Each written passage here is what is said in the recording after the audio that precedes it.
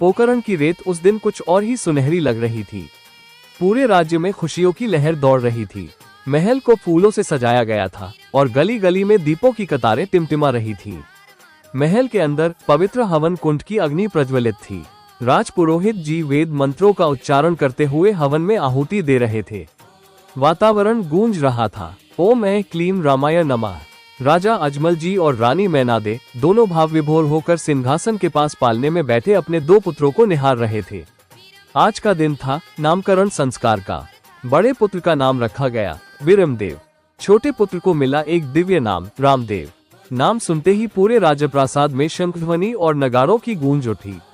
समय बीता और दोनों राजकुमार अब घुटनों के बल महल के आंगन में चलने लगे। वे आपस में खेलते, एक दूसरे के पीछे भागते और कभी कभी जमीन पर बैठकर मिट्टी से खेलते। राजा अजमल और रानी मैनादे जब भी उन्हें देखते, उनका हृदय प्रेम और गर्व से भर उठता।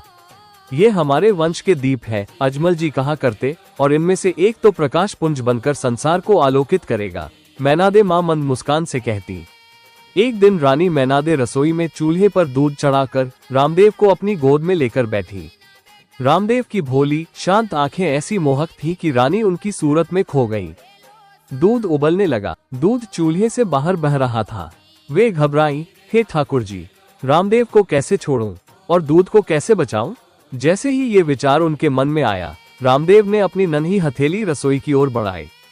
तभी दूध उबलता उबलता एकाएक शांत हो गया। न धुआं न गर्मी। रानी मैनादे स्तब्ध रह गई। उनकी आंखों से आंसू बहने लगे, लेकिन ये डर या दुख नहीं था। यह आश्चर्य और दिव्यता का एहसास था।